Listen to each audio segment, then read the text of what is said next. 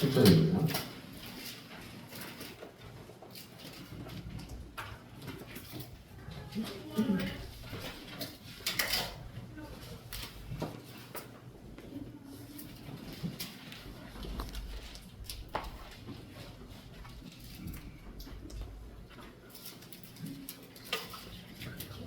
전도서 7장 22절에서 29절까지 말씀입니다.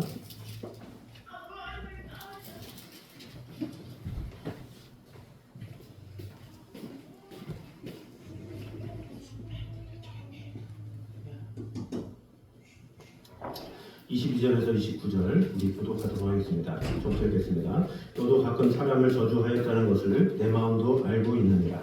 내가 이 모든 것을 시험하며 스스로 이르기를 내가 지혜자가 되리라 했으나 지혜가 나를 멀리 하였도다. 이미 있는 것은 멀고 또 깊고 깊도다. 두가 등이 통달하리라. 내가 보이더 전심으로 지혜와 명철을 살피고 연구하여 악한 것이 얼마나 어리석은 것이요 어리석은 것이 얼마나 미친 것인지를 알겠더니 마음은 올무와 금을 같고 손은 포성 같은 여인은 사망보다 더 쓰다는 사실을 내가 알아냈도다. 그러므로 하나님을 기쁘게 하는 자는 그 여인을 피하려니와 죄인은 그 여인에게 붙잡히리로다. 전도자가 이르되 보라 내가 찾아서 이 이치를 연구하여 이것을 깨달은 거라. 내 마음이 계속 찾아보았으나 아직도 찾지 못한 것이 이것이라.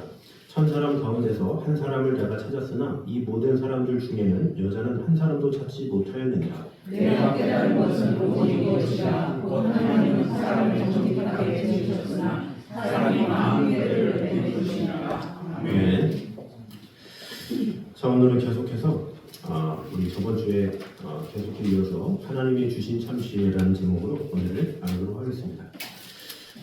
먼저 우리가 볼 것은 지혜로운 사람은 어떠한 경우에도 함부로 혀를 사용하지 않음을 보여주고 있습니다. 우리 22절을 다 같이 읽어보도록 하겠습니다. 22절 같이 읽겠습니다. 시작. 너도 가끔 사람을 저주하였다는 것을 너도 가끔 사람을 저주하였다는 것을 내 마음도 알고 있다. 이렇게 말하고 있죠. 이 솔로몬은 자신들이 남들에 대해서 평가하거나 비난했던 경우를 생각해보라 이렇게 말하고 있습니다. 다시 말해서 본문은 타인이 우리 자신에 대하여 함부로 말하듯이 지금에 와서 잘 기억도 나지 않을지 모르지만 그만큼 즉흥적이고 감정적이며 무책임한 말들 또 단편적인 몇 가지 정보들에 의해서 아무렇게나 짓거렸던 말들은 우리 스스로 한 적은 없는지를 돌아봐라 이렇게 말하고 있습니다. 이런 솔로몬의 권면은 사실 우리가 삶을 사는 데 있어서 잊기 쉽지만 결코 잊지 말아야 할 너무나 중요한 가르침이라고 볼 수가 있습니다. 사실 우리가 너무나도 범하기 쉽지만 너무나도 심각한 결계를 초월하는 것이 이 말을 통한 범죄죠. 사실 우리는 상대방에 대한 분명한 이유나 사실 확인도 없이 멋대로 생각하여 판단하고 평가하며 함부로 말할 때가 비일비재합니다.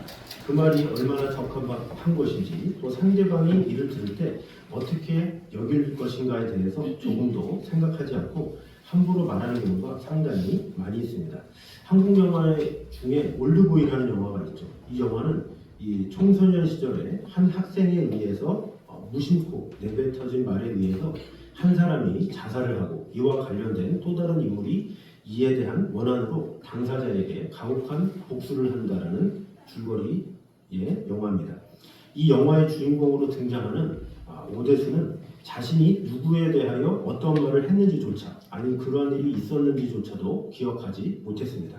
그럼에도 불구하고 그의 말 한마디는 한 소녀를 자살로 한 소녀를 복수심에 불타는 비극적 인물로 만들어버리고 말았죠.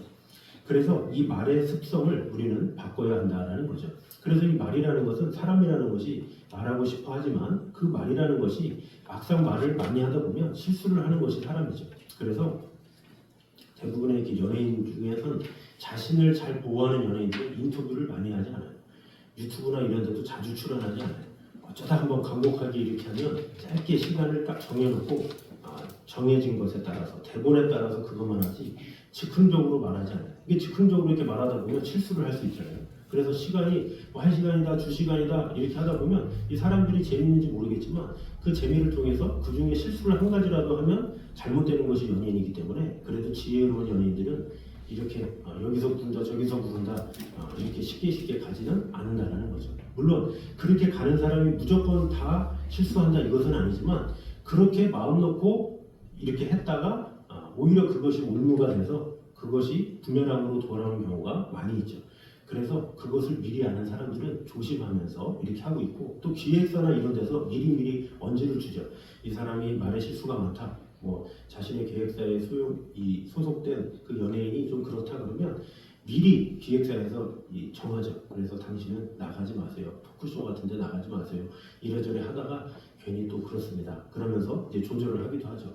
그만큼 이 말이 중요하기 때문에 그 말에 따라서 가치가 달라지고 인기가 드러나기 때문에 그것에 대해서 철저하게 조심하죠. 그래서 예전에도 그렇지만 뭐 얼굴 없는 가수다 뭐 이러면 오히려 더 인기가 많았어요. 굳이 나와서 말하는 것보다 오히려 얼굴이 가려진 채 유명해지면 오히려 사람들이 신비감을 가지고 저 사람이 어떤 사람일까 하면서 그 사람의 허물이나 그런 걸 아무것도 모르잖아요. 그러다 보니까 오히려 더 우러러보면서 이렇게 하는 경우가 있죠. 그래서 오히려 그 얼굴 없는 가수로 그저 그냥 10년, 20년 그냥 끝까지 하는 사람도 있어요. 그게 오히려 자신을 보호하는 길이죠. 이 성경에서도 바로 그렇게 말하고 있다는 것이죠. 야고보서 3장 6절에 보면 혀는 곧 불이요 불의의 세계라. 혀는 우리 지체 중에서 온몸을 더럽히고 생의 바퀴를 불사르나니 이렇게 말씀하고 있습니다. 이렇게 이 부지 중에 의임 없이 내뱉은 것이지만 오히려 그것은 상대를 생명을 위협할 만큼 큰 상처가 될 수도 있음을 꼭 기억하므로 하나님께서 우리에게 주신 입으로 어떻게 하면 덕을 세우고 어떻게 하면 하나님의 뜻을 이루고 하나님의 나라를 세우는지 다시 한번 돌아보므로 나의 입술로 말미암아 많은 이들이 생명을 얻기에 힘쓰는 또 그러는데 나의 입술을 사용하는 저 여러분 되시기를 주님의 이름으로 축원합니다. 자, 두 번째는 참된 지혜와 우리 사이에는 이룰 수 없는 큰 간극이 존재함을 보여주고 있습니다. 우리 23절과 24절 같이 한 목소리로 읽어보도록 하겠습니다. 시작. 내가 이 모든 것을 지혜로 시험하며 스스로 이르기를 내가 지혜자가 되리라 하였으나 지혜가 나를 멀리 하였도다. 이미 있는 것은 멀고 또 깊고 깊도다. 누가 능히 통달하랴. 자, 여기 보면 우선 23절에서 지혜가 두 번 언급되죠. 내가 이 모든 것을 지혜로 시험하며 또 스스로 이르기를 내가 지혜자가 되리라 하였으나 지혜가 나를 멀리하였도다 이렇게 말하고 있는데 여기서 이 상반절에서의 지혜는 솔로몬 자신의 지혜 즉 인간의 지성을 의미하며 하반절의 지혜는 의인화된 하나님의 창조적 지혜를 가리킵니다. 말하자면 전도자는 자신의 지혜를 다 동원해서 아무리 궁고하고 인간 지혜로 아무리 하나님의 창조적 지혜가 나타나 있는 세계를 관찰하고 연구하려고 해도 알 수가 없다라고 이야기를 하는 거죠. 그래서 24절에 이렇게 말하는 거예요. 이미 있는 것은 멀고 또 깊고 깊도다. 누가 능히 통달하랴 이렇게 말씀하고 있죠. 이런 깊고 높으신 하나님의 그 창조하신 그 높고 기이하심은 도저히 사람이 측량할 수 없다 이렇게 말하고 있는 것이죠. 그래서 우리가 욥기서 보면 38장부터 하나님께서 뭐라 그래요? 저 1월 성신을 보라, 하마를 보라, 악어를 보라, 누가 그의 강한 꼬리를 창조했느냐, 누가 그 강한 그 목소리를 만들었느냐, 저 태양을 어떻게 주관하는지 너는 아느냐 이렇게 말하죠. 근데 그 욥기가 쓰여졌을 때가 언제입니까? 우리가 이 성경상으로 보면 욥기 다음에 시편 이렇게 보잖아요. 근데 연대기상으로 보면 욥기가 쓰여졌을 때는 창세기 때예요. 창세기 족장 시대에 쓰여진 책이. 그러니까 아예 한 5, 6천 년 전에 쓰여진 책이 욥기인데 거기에서 하나님이 욥한테 질문하는 거예요. 너 해가 떴다가 다시 지고 또 달이 이렇게 떴다가 지기도 하고 뭐 이런 세상이 운행하고 이런 것들 너 알 수 있어? 그 비밀을 네가 알아? 라고 질문들을 하는데 그 질문이 오늘날에도 사람들이 해결하지 못한 거예요. 악어가 어떻게 큰 가죽을 가지고 그 가죽 가지고 그 리와 야단이죠. 그래서 어떻게 강한지 어떻게 하마가 뭐 하마지만 또 옛날이기 때문에 그 창조과학에서는 그걸 공룡으로 비유하기도 하죠. 그런 것들을 어떻게 하나님께서 그 크고 엄청난 짐승들을 창조했는지 너는 알겠느냐 이렇게 질문하는데 오늘날에도 똑같이 질문을 해도 모르는 것이 사람이다라는 거죠. 이 세상이 어떻게 저절로 생겼는지, 이 세상이 어디로 와서 어디로 가는지 알지 못하는 것이 인간의 연약한 모습이다라는 것을 말하고 있는 거예요. 그러니까 욥에게 질문한 것이 오늘날 우리에게도 질문할 수 있고, 우리 또한 그것을 해결하지 못하는 것이 우리의 한계다라는 거죠. 저는 이제 옛날부터 이 어렸을 때부터 우주에 대해 관심이 많았어요. 그 우주 공간에 이렇게 행성들 보고 이런 거에 관심이 많아가지고 특별히 이렇게 목성, 뭐 화성, 수성 뭐 이런 거를 이렇게 관측한 거를 이렇게 보고 또 자주 봐요. 그걸 이렇게 끊임없이 봐도 신비로워서. 근데 이 봐도 신비로운데 그것에 대해서 남긴 사진이 많지 않다라는 것이 한점이에요. 그러니까 우리가 보기에는 적어도 우리가 늘 들어왔기 때문에 목성에 대해서 토성에 대해서 잘 알겠거니 하지만 실제로 그 사진도 사람이 찍을 수가 없어서 거기에 간 그 행성 그 여러 가지 우주선들이 가서 찍고 남긴 그것도 한 몇십 년 전에 찍었던 그 사진들. 그래서 우리 지구도 마찬가지잖아요. 지구에 예를 들어서 어떤 기자가 와서 모스크바 하나를 찍고 지구다 이렇게 말할 수 없잖아요. 마찬가지로 이 목성은 우리 지구보다 몇백 배가 큰데 그거 한 딱 화면 가지고 목성이 이렇다 할 수가 없잖아요. 그래서 어떤 시대에 찍었냐, 또 어디서 찍었냐에 따라서 모양도 다르고, 또 이 목성이라는 자체가 저도 이게 그 자신이 이렇게 뭔가 액체로 돼 이렇게 약간 이렇게 그냥 이렇게 기차가 돼 있대. 이렇게 거기 땅으로 이렇게 설 수 있는 데가 아니라 뭔가 이렇게 가스처럼 이렇게 돼 있는 거예요. 그래서 그곳에 갈 수도 없어. 또 거기서 들어갔다가 죽는데. 그러니까 이런 목성조차도 우리가 알 수가 없는 거예요. 보긴 하겠죠. 겉으로 보기 이렇게 생겼구나. 이렇게 하지만 어느 누구도 이 세상에 어느 누구도 거기에 간 사람이란 하나도 없어요. 뭐 금성도 마찬가지고 모든 성도 마찬가지예요. 근데 우리에게 보이는 거 우리가 느끼는 게 그런 태양계입니까? 아니잖아요. 하나님께서 만드신 것은 태양계뿐만 아니라 태양계를 넘어서면 태양계보다 훨씬 큰 태양계가 수천만 개가 있다고 해요. 그러니까 그것을 인간이 알 수가 없잖아요. 그러니까 우리가 가장 그나마 볼 수 있는 수성도, 토성도, 목성도 다 알지 못하는데 하물며 온 세상을 어떻게 알아요? 그것이 인간의 한계다라는 거죠. 그래서 로마서 11장 33절에 뭐라고 해요? 사도 바울이 깊도다 하나님의 지혜와 지식의 부유함이요 그의 판단은 측량치 못할 것이며 그의 판단은 찾지 못할 것이로다 이렇게 말하는 거예요. 그러니까 하나님의 높고 위대하심은 우리가 다 알 수 없는 거예요. 우리가 다 알 수 없는데 결국 겨우 우리는 몇 나라 좀 다녀보면 한 열 몇 개국 다녀보고선 난 세계 일주 다 했어 이렇게 하는 사람 있잖아요. 마치 세계를 다 하는 것처럼. 세계 일주 한다고 그 나라를 다 사사시 돕니까? 다 사사시 못 돌잖아요. 거의 수도만 돌았다가 오고 그냥 몇 번 갔다 왔는데 그것을 정복했다. 이건 무슨 일이죠?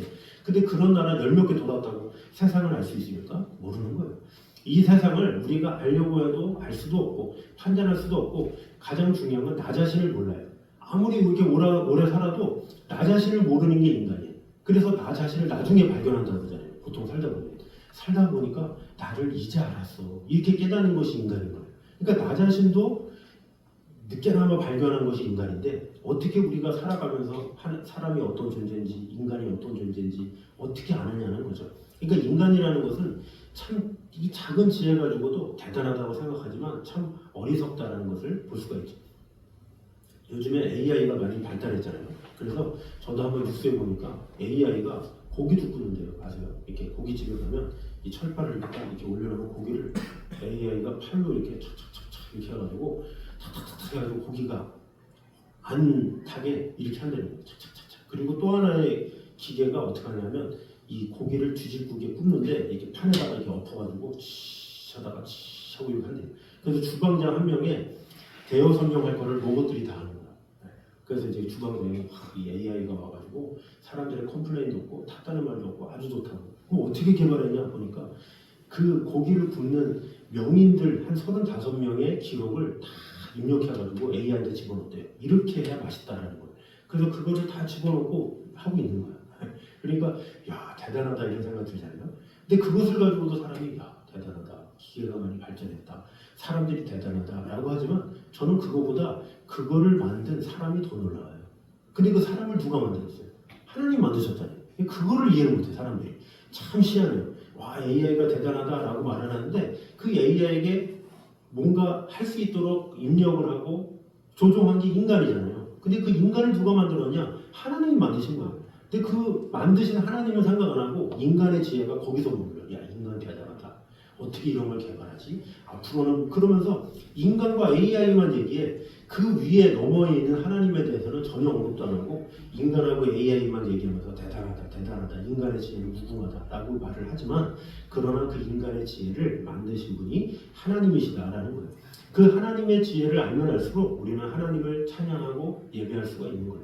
그 하나님의 지혜를 모르니까 우리는 야 대단하다, 세상이 어떻게 바뀔까 그러지만 하나님은 무궁무진하도록 할 수 있도록 하나님께서 우리에게 그런 뇌를 주셨기 때문에 그 뇌로 말미암아 우리가 무엇도 개발할 수 있고 또 앞으로도 잘 되는 건데 되게 많은 사람들은 그 뇌를 주신 그 기술을 주신 그 지혜를 주신 하나님은 찾지 못하고 오히려 그 지혜를 사람이 만들었다고 하면서 사람을 신격화하는 그런 안타까운 모습이 있다라는 거죠. 그래서 우리는 항상 하나님의 높고 위대하신 그 지혜 그것을 늘 찬양하며 진정으로 지혜로운 자라면 오직 하나님의 뜻 가운데 거하는 것이 필요하죠. 그래서 베드로전서 5장 6절에 이렇게 베드로가 말합니다. 그러므로 하나님의 능하신 손 안에서 겸손하라 이렇게 말하는 거예요.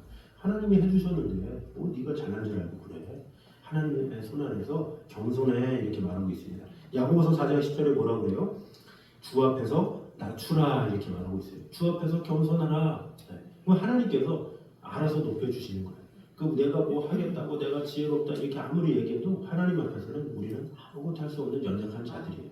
하나님을 예배하고 찬양하고 하나님께 영광을 돌리면 하나님께서 때가 되면 하나님께서 높여주시고 보내주시는 것입니다. 그러므로 하나님의 말씀과 뜻 앞에서 자기를 드러내려고 고집 내세우지 말고 내가 지혜 있다 말하지 말고 오직 지혜를 주신 분이 하나님이시고 우리에게 건강 주신 분이 하나님이시고 우리의 모든 것을 주신 분이 하나님이심을 오늘도 인정하며 오늘도 겸손히 하나님 앞에 엎드려 나아가는 저런 되시기를 주님의 이름으로 축원합니다. 자 마지막 세 번째로 하나님과 분리된 인생이 걷는 길은 악하고 변질된 퇴행뿐임을 보여주고 있습니다. 우리 마지막 29절 말씀 보도록 하겠습니다. 같이 읽겠습니다. 시작. 내가 깨달은 것은 오직 이것이라. 오늘 하나님은 사람을 정직하게 지으셨으나 사람이 많은 깨달음에 된 것이더라.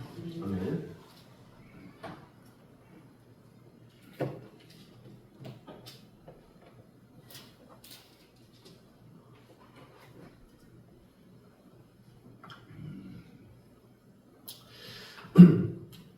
어제 병원에 갔어야 되는데 금요일날 치료를 하면서 너무 의사 선생님이 아프게 해가지고 눈물을 세게 흘리고 삐져가지고 제가 내일 못 와요 그래가지고 죄송합니다. 어제 치료를 받았으면 좀 안 그랬을 텐데 어제 치료를 안 받아가지고 이렇게 좀 심합니다 제가. 그래서 내일 받게 되는데 죄송합니다. 이렇게 어제 갔어야 되는데 5번 물을 빼는데 4번까지 괜찮다가 마지막에 엄청 아프게 해가지고 그 소리를 지르면서 눈물을 착 흘리면서 너무 아파가지고 내일 오세요 그래가지고 못 가요. 바빠요 못 가요. 그래가지고 그 치료 한 번 안 받았더니 계속 이거 잘못됩니다. 죄송합니다. 자 마지막으로 하나님과 분리된 인생에 대해서 얘기를 하고 있죠. 자 29절에 뭐라 그럽니까? 내가 깨달은 것은 오직 이것이라. 곧 하나님은 사람을 정직하게 지으셨으나 사람이 많은 꾀를 낸 것이니라 이렇게 말씀하고 있죠. 자 하나님은 사람을 정직하게 지으셨대요. 사실 하나님은 사람을 순수한 마음에 지었죠. 그래서 이사야 43장 21절에도 뭐라 그래요? 이 백성은 내가 나를 위하여 지었나니 나를 찬송하게 하려 함이라 이렇게 말씀하고 있어요. 하나님을 찬양하라고 예배하라고 순수한 동기로 지었어요. 자 아담과 하와를 창조하셨죠. 에덴 동산에 놨어요. 그 난 것이 물론 이들이 범죄할 줄은 알고 있었죠. 하나님이기 때문에 전능하시기 때문에. 그렇지만 전능하신 하나님이라고 해서 이 사람들이 이놈들이 범죄하겠지라고 하면서 그런 마음을 가졌을까요? 아니죠. 하나님의 마음은 아니야. 생육하고 번성해야 돼. 이들이 나와 교제하면서 이들이 하나님의 뜻 안에서 거했으면 좋겠어. 그런 마음으로 창조를 하셨어요. 그런 마음으로 하나님께서 어떻게 보면 선악과라는 걸 이렇게 허락해서 너 선악과 외에는 다른 것은 다 해도 돼. 이거는 뭐예요? 무한한 사랑이죠. 선악과를 줬다는 그 자체가 자유의지를 준 거예요. 야, 내가 너한테 자유의지를 주는데 이거 좀 안 먹었으면 좋겠어. 이거 굳이 이런 거에 욕심내지 말고 너 다 허락했어. 여기 있는 짐승들, 여기 있는 열매들 다 허락했으니까 너 마음대로 해. 그런데 이거는 하지 마. 이 얘기는 내가 너희한테 자유의지라는 걸 주겠어. 너는 기계가 아니야. 너는 내가 명령한 대로 하는 기계가 아니라 네 의지대로 하는 존재야 라는 것이 선악과예요. 그런데 인간이 어떻게 돼요? 그 기회를 오히려 죄로 삼았죠. 그러니까 인간이 문제다라는 거죠. 하나님은 좋은 마음 가지고 했는데 그 좋은 마음을 가지고 악을 행한 것이 인간이다라는 거죠. 그래서 우리가 살다 보면 그런 게 많잖아요. 되게 힘들고 어려운데 이렇게 도와줬더니 막상 배신했더라 이런 거 있잖아요. 뭐 어떤 청년이 있어가지고 뭐 배고프고 뭐 그래가지고 되게 좋은 마음에 먹여주고 뭐 다 했는데 나중에 그 청년이 배신했더라 뭐 이런 이야기 보잖아요. 이런 거 보면 얼마나 황당해요. 그 주인 입장에서는 어떻게 하면 이 청년을 살릴까 이런 마음으로 했는데 그러니까 마치 그런 거죠. 지나가는 강아지가 있어서 병이 들어가지고 이제 죽을 것 같은데 살려줬어. 근데 살려줬는데 그 강아지가 나중에 주인을 해쳐. 말도 안 되잖아요. 근데 그런 것이 지금 이런 상황인 거예요. 인간이 사람을 순수하게 어떻게 보면 하나님을 찬양하도록 예배하도록 사람들을 만드신 거예요. 근데 사람들이 머리가 크다 보니까 이 머리가 큰 걸로 인해서 하나님 앞에 영광 돌리기보다는 하나님을 대적하기 시작한 거예요. 그래서 이 바벨탑이 뭐예요? 바벨탑의 사건이 니무롯이라는 사람이 얘기한 거죠. 이렇게 세울 수 있는 기술이 있는데 이래서 하나님을 우리가 이길 수 있을 것 같아. 하나님과 대적해서 우리가 이기자 선동을 하죠. 그 니무롯의 선동에 사람들이 당한 거예요. 그래서 만든 게 바벨탑인 거죠.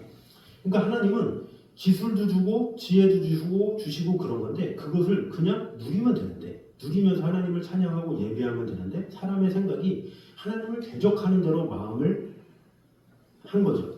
그러니까 우리가 보통 보면 또 AI 얘기해서 좀 죄송하지만 기계도 우리가 조심하는 게 뭐예요? 나중에 이 AI가 기계들이 사람을 공격하면 어떡하지? 이거 아니에요? 이게 사람들도 생각하는 게 그런 거예요. 왜 그런 생각하겠어요? 인간 본연에 그런 생각이 있기 때문에 그런 거예요. 인간 본연이 이 하나님에 대해서 그저 말씀하시는 대로 순종하면 되는데 자꾸 돌려서 생각하고 자꾸 삐뚤어 생각하고 자꾸 이렇게 어긋나게 생각하는 것이 인간이다라는 거죠. 그래서 하나님께서 주신 지혜를 가지고 좋게 활용해야 되는데 하나님께서 주신 지혜로 다이너마이트를 만든다든지 하나님이 주신 지혜로 다른 사람에게 뭔가 사기를 친다든지 하나님께서 주신 지혜로 잘못 사용하고 있다든지 이런 모든 것이 잘못된 거죠. 하나님은 선하게 줬는데 그 좋은 선함을 가지고 악하게 사용하는 경우가 있다는 거죠. 어떤 사람에게는 건강을 줬어요. 그 좋은 건강으로 다른 사람을 도와줄 수 있고 다른 사람을 위기에서 구할 수 있는데 어떤 사람은 주신 건강 가지고 조폭이 되잖아요. 그거를 막 사람들을 막 몸으로 막 사람들 빼앗고 무시하고 이제 그런 게 뭐예요? 하나님께서 주셨는데 그 주신 거를 어떻게 사용하느냐는 우리에게 달려있다는 거죠. 하나님은 좋은 마음에 줬는데 우리 마음이 굽어가지고 자꾸 자기 뜻을 굳게 한다는 거죠. 그래서 잠언 19장에 뭐라 그래요? 하나님은 세상을 선하게 만드셨지만 인간이 마음이 굽어서 스스로 자기 길을 굳게 한다 이렇게 말하고 있어요. 하나님은 순수하게 그냥 가인과 아벨에게 제사 드릴 것을 얘기했어요. 그러면 가인하고 아벨하고 제사 드리면 돼. 근데 왜 안 받았냐 그러면서 이제 가인이 분노하죠. 그러면서 아벨을 죽이면서 비극이 시작된 거예요. 그죠? 그냥 하나님이 어떠든지 하나님 왜 안 받으셨어요? 어떻게 해야 됩니까? 이렇게 물어보면 되잖아요. 근데 거기서 굳이 아벨을 죽이고 이런 마음을 가진 것 그것이 인간의 모습이다라는 것이죠.